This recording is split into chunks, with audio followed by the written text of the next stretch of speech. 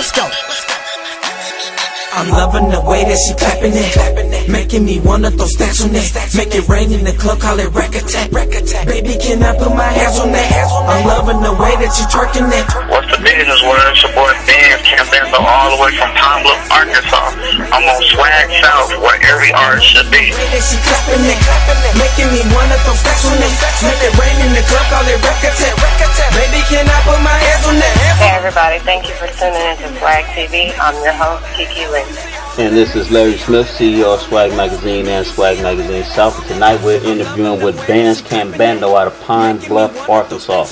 Coming to Swagtv to give y'all the latest and the greatest of what he have going on. Make sure y'all check out his new video. What's that new video you just released? New video, that Bandz Cambando Panda freestyle. And that Unloyal, I released both of them a day apart. Unloyal and Panda freestyle. Make sure you go check it out on YouTube. SWAG Magazine SOUF. Don't do that. It's a treat. Salute. Okay, so you were born and raised in Pine Bluff, Arkansas, where nothing came to you for free. As a teen, how did you manage to navigate through it all and come out on top? God, a lot of dedication, ambition, believe and having faith, really. So growing up, you played sport. What sport did you play? I played baseball and basketball. Okay, definitely Up to my contact. 11th grade year. Okay. Contact sport, real competitive. So did you take that competitive spirit, that competitive nature, and kind of merge that into the industry? Is that why you're so competitive? Yes, I did. Yes, sir. Yes. You have to. That's like dealing with life, period. You know, like life is competitive at its own. You know, and by me growing up playing sports, I was always competitive, and you know, I always needed and wanted to win. You know. So every time we lost, I had to put in my mind, like, I have to go work out even harder. You know, that's like dealing with this music. When you lose, you can't just stay down. You have to get up, you know, and keep going, keep moving forward. That's the only way it's going to work. You got to have that energy and that winning spirit. This is a competitive market, brother. I see you dropping music every other month, sometimes every month. I just dropped 2 videos, like, yesterday, back to back. We're listening to Bandz out of Pine Bluff, Arkansas. You know, the man is a extremely hard worker when it comes to this industry, and a father figure. So you know he balancing it all out right now. This is a very important interview. We inspire all of our viewers to really stay tuned and understand what this man have going on and what he's been through with his struggles. So in previous interviews with SWAG SOUF, you mentioned that your family was musically orientated, that you know you really picked music up at a young age. What genre was the family into? A lot of them was in soul, like R&B, then it switched over to rap. You know, we started like hearing Too Short and 8 Ball, MzKeke, like different artists in that nature, in that area. So what led you to venture off into the rap hip-hop genre? It really made me venture off because of like when I was staying once before, like I was always around it, you know. And I had one brother that passed a few years ago, and he always used to just say to me, like, you should always do music. Like, once you do music, I always used to be like, nah, I'm okay. You know, I'd rather do what I was doing, you know. But when he passed, that's one thing that really gone ahead and pushed me towards it. Like, let's go and make it happen. Oh, that's deep, man. Condolences, man, to the family. You know, it's never an easy loss when you're dealing with a family like that, and you know, people close to you that can really inspire you to move forward. You had a lot of respect for him. So how was y'all relationship? We was close. We was like 6 years apart, but yeah, we was close on all ends of the board. You know, he showed me a lot of direction in life. So after a few close encounters, you know, you had a couple close encounters with, you know, almost losing your life on a couple occasions, and you came to the conclusion that this is a life-changing, you know, that you had a higher purpose in life, that, you know, what you see is not just what you get, but what you got to make it. So with that in mind, you know, do you feel like that you live in that purpose, to the fullest right now? I don't think I'm living it to the fullest yet, because the world haven't heard me yet, you know. Once the world really just get a taste of me, like, then I feel like I'm really, you know, living it. You know, because I just had an encounter, like on the 4th, like coming from Pensacola, Florida, and had a wreck. I know I'm here for a reason, but not having fulfilled it yet. I think it's in motion. Well, I know it's in motion. Let me ask you, how did losing your brother affect you as a person and as an artist? I know he gave you that inspiration, then you kind of dived into it. Did it motivate you? Was it anger, or, you know what I mean, was it that additional drive, like, you know, me against the world? Yeah, it really affected me mentally and emotionally. Like, it didn't affect me to a point that I wanted to give up. It just affected me, like, you know, life is short. Like, you never know when your time is. So it's like, you need to go and get on your business right now. Stop being so slowfulness. Let's go and get it, you know? Because you never know when you're going to leave. But I had to stay, you know, planting 10 toes in the mud. Because there's no way to go backwards. So we got to go forward. I commend you for the role you're playing in your son's life. For those of us who don't know that side of you, tell us that reality. What's it like for you on a daily basis? On a daily basis, you know, it's not easy. You know, it's a struggle, to be honest with you. Because it seems like these days, a lot of, you know, I have baby mothers, you know, and all of them state they want to get, you know, a baby father. But when they get it, it's still not good enough. So by me having two different baby mothers, it's like, it's real frustrating because it's like different emotions and everything, like different attitudes.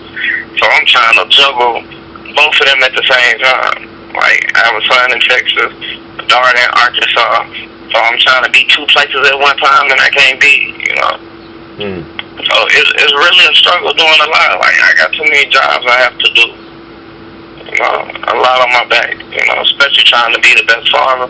That's the worst thing it is. Like, I'm not worried about failing in life. I'm just really worried about failing as being a father. And I think we all live with that reality to some extent.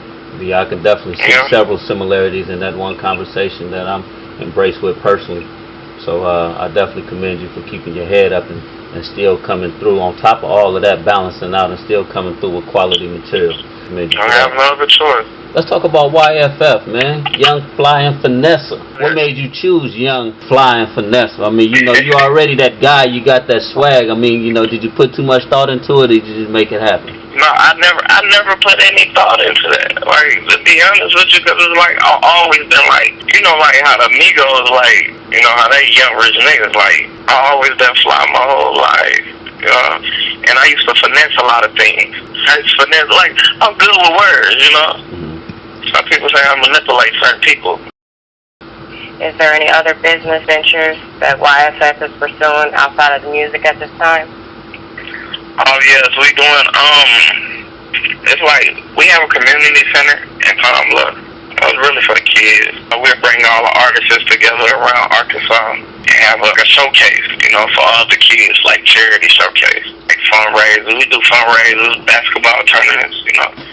Trying to do a lot of positive things, like, you know, because it's like, it's not a lot of money out here. And, like, being born in poverty, like, everything is, like, limited, like, for the functions and stuff like that. So, really just trying to, you know, build a recreational system and, you know, things in that nature back up the park. So, that's what direction we going to there. So, Growth and Development was your first album. Surprisingly, it took about 15 days to do it. Yeah, it was a very quick project. What I want to know, Bandz, is how do a man put together a full project, man, in 15 days? I mean, I do a lot, man. I'm like 10 people in one, man. But when you're talking about doing a project in 15 days, man, I got to tip my hat to you, good brother. How did you manage to pull that off? Appreciate it. Really, dedication and ambition. Like I told you, like, right now, like, my drive is on a whole nother level. At first, I could get in there, do like 2 songs, 3 songs. But now I'm like 4 or 5. I could do it like, I could do 3 songs in an hour.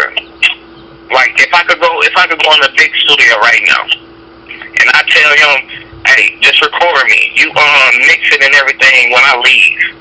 I drop like 4 or 5 songs, like, for real. Like it just come like that. Like, you know, just gotta be driven. And that's how I was on the first one. I was like so driven, but I wasn't up to par with my lyrics, you know. I wasn't really just up to par. I was just like, you know what I'm saying, like getting out there. So I knocked them out, and they help, you know, people around me too, like motivate me. You know, like Dave, I didn't want to do it. Like really, you gotta get in the studio. You gotta get this finished. We got this deadline. Just gotta be the disc maker September 1st. So they instill that in me now. It's in me. Now it's on a whole nother level. That work ethic is like on a whole nother level. Losing is not an option. That's why I'm gonna get ready and drop another mixtape called Exercise. I'm gonna drop that in 3 weeks. I'm just waiting on my cover so I can start promoting it. Fruition is the album. I decided last week that I wanted to give the streets a mixtape. Okay, I want them to hear 2016 Bandz Cambando.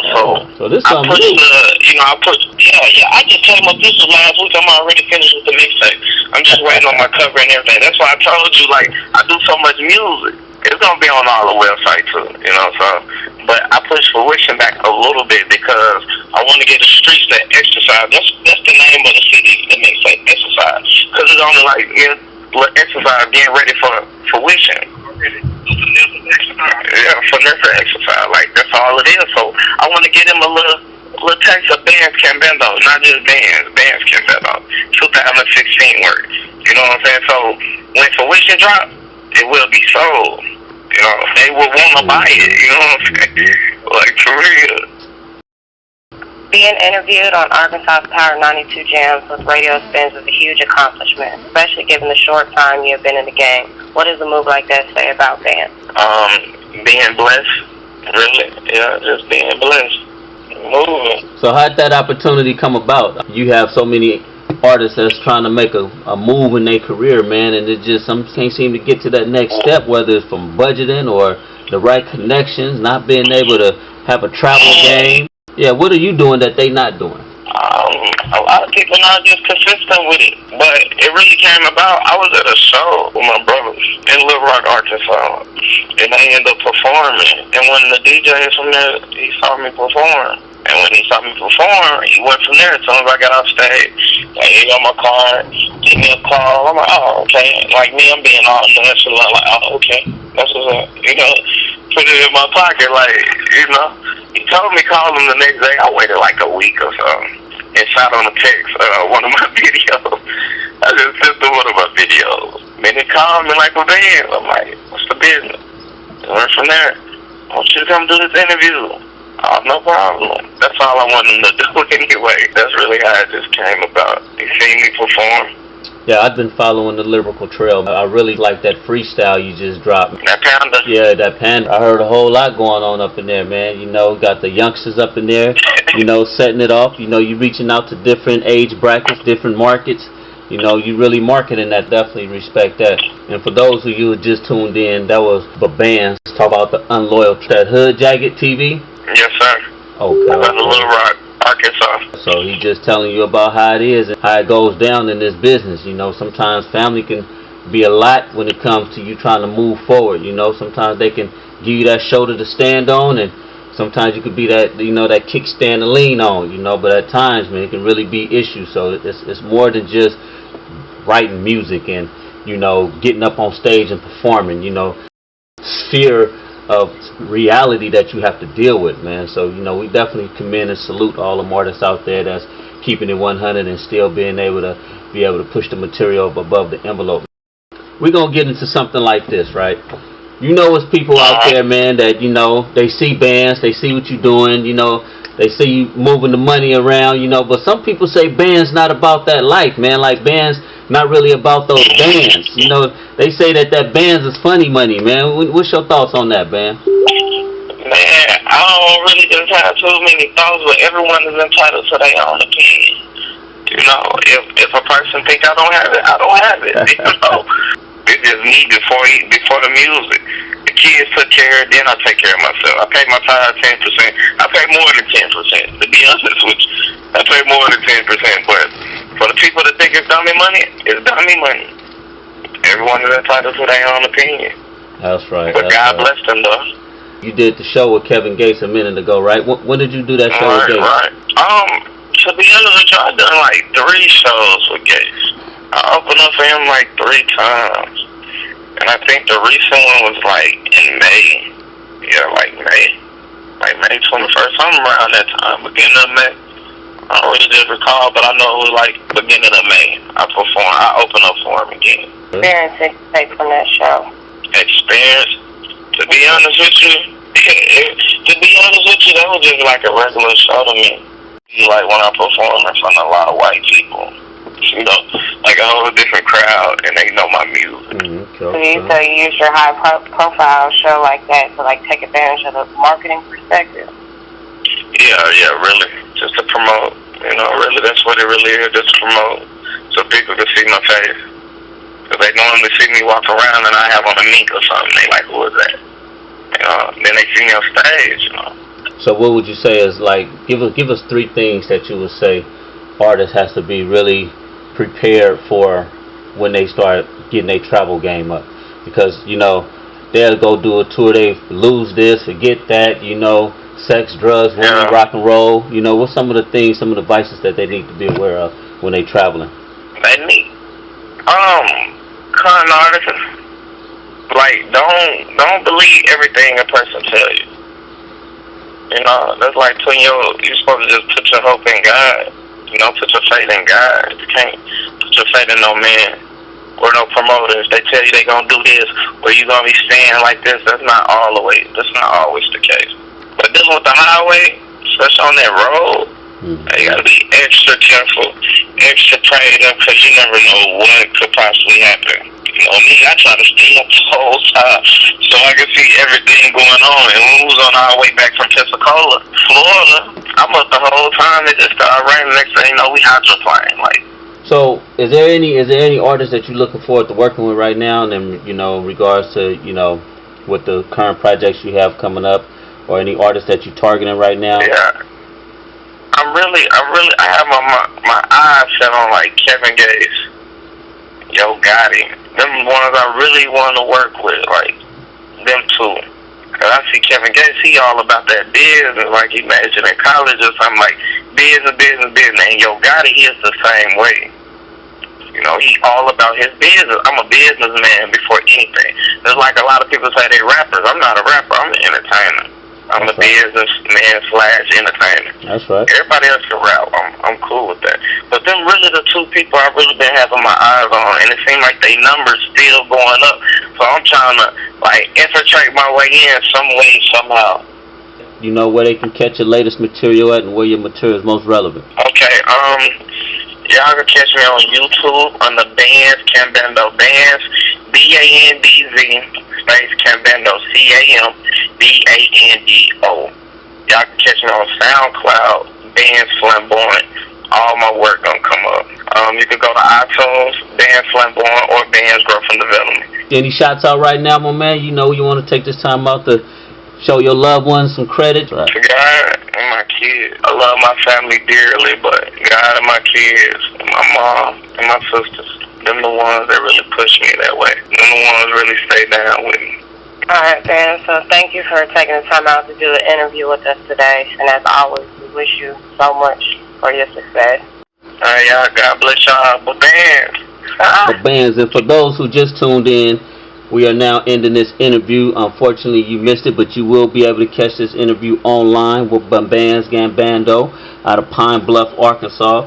Catch his latest projects on YouTube. And Bandz Cambando. Bandz Cambando. You heard it here on SWAG TV first.